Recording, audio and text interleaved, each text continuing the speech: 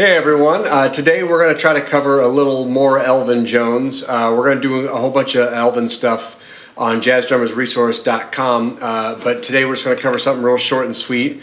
I know some of you guys out there get fussy if I don't get to it right away or if it takes too long to explain, so I'm going to try to just pick something short and sweet because Elvin has got lots of stuff going on, so I'll just cut right down to something that's really simple and short that I can show you guys in a short amount of time.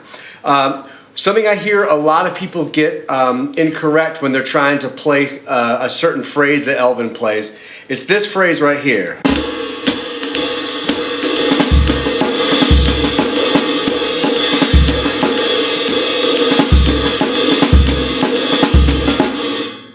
That little diddle that he plays, to me, a lot of people phrase that incorrectly. So let's just break down just that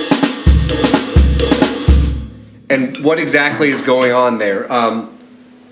First of all, the easiest way to think of it, that's in a triplet. So if we're going to think of the triplet as 3 different beats, 3 different strokes, right? 1, 2, 3, triplet. A lot of people play 1, 2, and 3.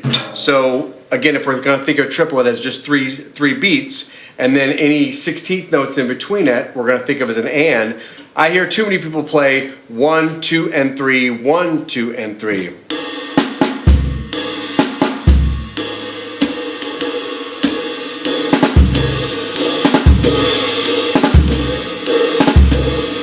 So to me, that's phrased incorrectly because it's actually 1 and 2, 3. So the diddle starts on the upbeat. 1 and 3, 1 and 3, not 1, 1, 1. Listen to the difference.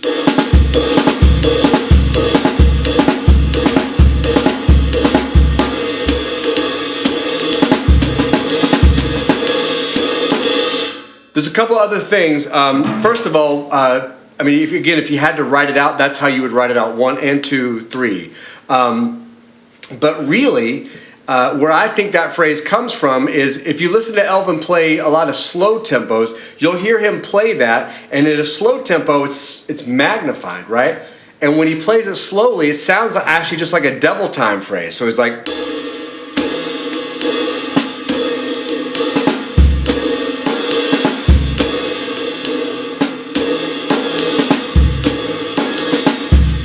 So I'm obviously trying to exaggerate it there. He usually plays it quieter than I just played it. I'm just trying to pull it out of the mix a little bit so that it's kind of easy to hear. So phrasing wise, think of it as like a little double time phrase that he squeezes in there and not so much of a 1 and 2, 3, 1 and 2, 3 thing. To me, that's a nice way to think about exactly where the phrasing, where the beats lie, but phrasing wise, think of it more as a double time figure. The last element of it is his phrasing. I mean, he does this a lot when he plays triplets. The second beat's louder than the first, so very slowly.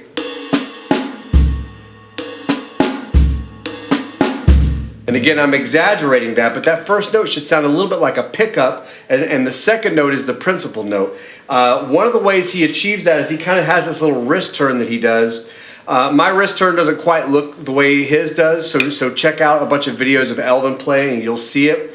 I think what's more important is that you find your own way to make that little phrasing thing be natural, not something you have to work too much at. For me, it's a little...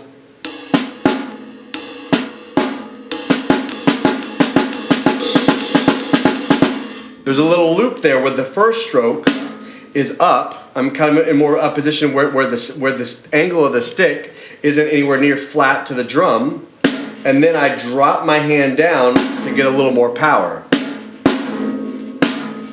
So we kind of be in slow motion.